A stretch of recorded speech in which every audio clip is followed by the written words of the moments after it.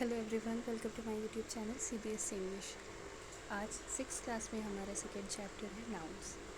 तो नाउन क्या होता है देख लेते हैं। A noun is the name of a person, place, animal और थिंग। क्या मतलब है इसका? नाउन वो होता है, किसी पर्सन का नाम होता है या कोई जगह होती है, किसी एनिमल का नाम होता है या कोई चीज़, कोई भी चीज़, सब कुछ ये हमारे नाउन में आता है।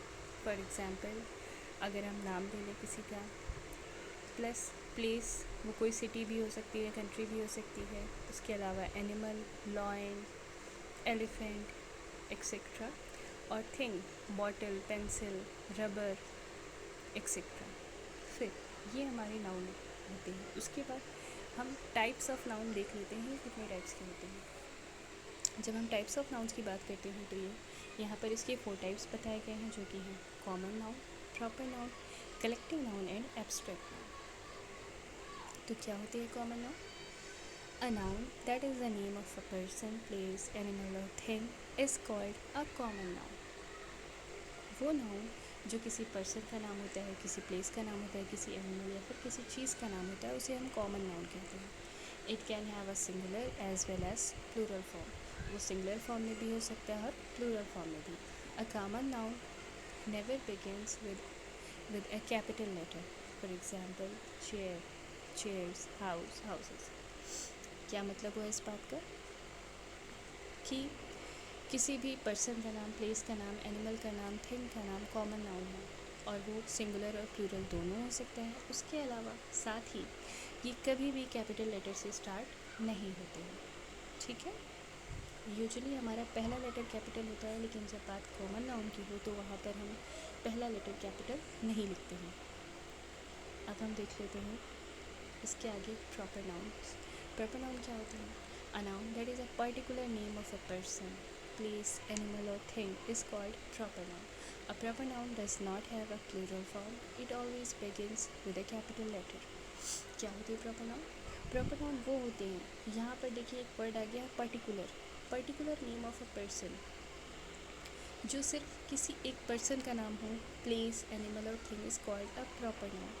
जब हम किसी स्पेशल या पर्टिकुलर पर्सन को इंडिकेट करते हैं तो वहाँ पर ये हमारा प्रॉपर नाउन हो जाता है। जैसे अगर हमें बॉयज़ में किसी का नाम लेना है और बॉयज़ का नाम फॉर एग्ज़ाम्पल रमेश, तो यहाँ पर रमेश हमारा प्रॉपर नाउन है। बट अगर बॉयज़ हैं, बॉयज़ और गर्ल्स में हमें डिस्ट्रीब्यूट करना है कुछ, तो हम बोलेंगे बॉयज़। तो जब हम बॉयज़ बोलते हैं तो वही चीज़ हमारी कॉमन नाउन हो जाती है। बट वहीं पर अगर हम रमेश, सुरेश, राजेश जो भी नाम लेते हैं, किसी पर्टिकुलर पर्सन का नाम लेते हैं, वो हमारा प्रॉपर नाउन हो जाता है और ये हमेशा कैपिटल लेटर से ही शुरू होता है। ठीक है, नाउ अब हम देख लेते हैं कलेक्टिव नाउन्स क्या होते हैं। A name for a collection of people, animals or things taken as one whole is called a collective noun. क्या होता है? जब हम किसी लोगों का नाम कलेक्शन में लें, चाहे वो एनिमल्स हों, थिंग्स हों या फिर लोग हों, जब एक साथ कई लोगों को एक ग्रुप में रखा जाए, उसे हम कलेक्टिव नाउन बोलते हैं। Collective noun can be in both singular and plural form. Collective noun singular भी होते हैं, प्लूरल भी होते हैं। For example, bell, bells, bouquet, bouquets. ये हमारे 3 टाइप हो गए। Now that is 4th type, abstract nouns. Name of thoughts, feeling, action and skill are called abstract noun. यानी हमारे थॉट्स, फीलिंग, एक्शन, जो हमारी स्किल है, ये सभी हमारे एब्स्ट्रैक्ट नाउन हैं, जिन्हें हम छू नहीं सकते।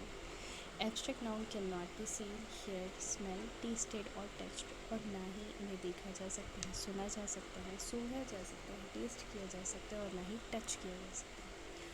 For example, childhood, honesty, patience, ये ऐसी चीज़ें हैं जिन्हें हम देख, छू नहीं सकते। सो अब बात करते हैं कॉन्क्रीट नाउन की। Name of person, places, objects and materials are called concrete noun. Common noun, proper noun, collective noun and material noun are concrete noun. Okay, यहाँ पर क्या बता रहे हैं, पर्सन के नेम, प्लेसेस के नेम, ऑब्जेक्ट्स के नेम, मटेरियल्स के नेम, ये सभी नाउन जो कि जिसमें कॉमन, प्रॉपर, कलेक्टिव, मटेरियल सारे ही नाउन हैं और इन्हें ही हम कंक्रीट नाउन कहते हैं।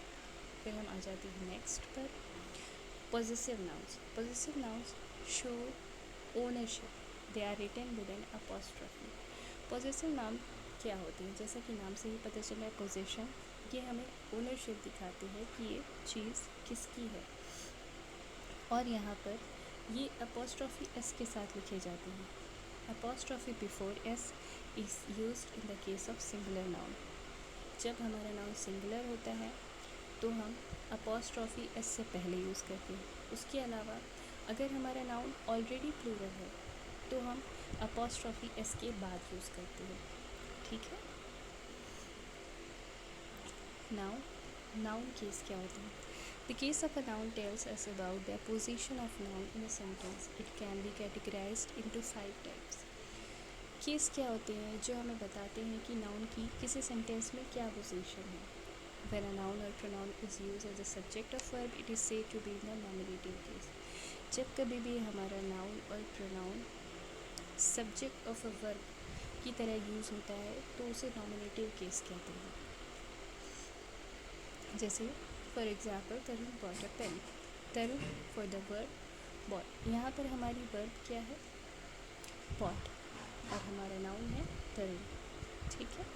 इसी तरह जब नाउन और pronoun is used as the object of the verb, जब हमारा नाउन और प्रोनाउन ऑब्जेक्ट की तरह यूज़ होते हैं वर्ब के, तो उसे ऑब्जेक्टिव केस या एक्यूजेटिव केस कहते हैं। For example, Tarun bought a pen. Pen for the verb bought, यहाँ पर पेन यूज़ हुआ है वर्ब बॉट के लिए। उसके बाद व्हेन अ नाउन और pronoun is used to show possession और ownership, it is said to be in possessive case.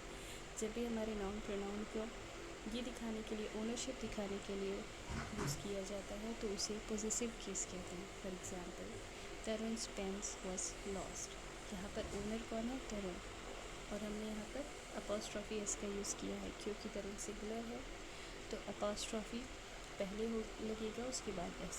फिर when a noun is the name of a subject spoken और to address, it is said to be in vocative case. क्या मतलब है, जब भी noun किसी subject spoken to और जिसके बारे में बोला जा रहा है किसी चीज़ को एड्रेस करने के लिए, तो उसे वोकेटिव केस कैसे, मिस्टर तरुण राजवा यू कैन एंटर, किसी का नाम लेकर उन्हें बुलाना। When the noun is the indirect object of the verb, it is said to be in the dative case. जब कभी भी हमारा नाउन इनडायरेक्ट होता है,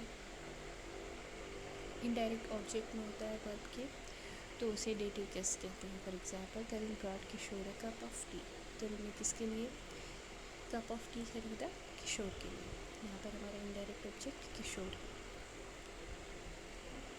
अब यहाँ पर आ गया है compound noun. Compound nouns are formed in the following ways. Closed form in which two words are combined as one. ये हमारी closed form होती है जहाँ पर दो words combine करके एक बनाए जाते हैं। For example, time table. Hyphenated form in which two words are connected with a hyphen. Hyphen क्या है, ये डैश होता है जिसे हम hyphen बोलते हैं, और यहाँ पर टू वर्ड्स को एक में कनेक्ट किया जाता है, किसके ज़रिए, हाइफन के ज़रिए। For example, son in law, mother in law, father in law. फिर थर्ड है हमारा open form in which two longer words are combined as one. यहाँ पर दो लॉन्गर वर्ड कंबाइन होते हैं एज अ वन वर्ड की तरह। For example, toothpaste. ओके, तो ये था हमारा नाउन।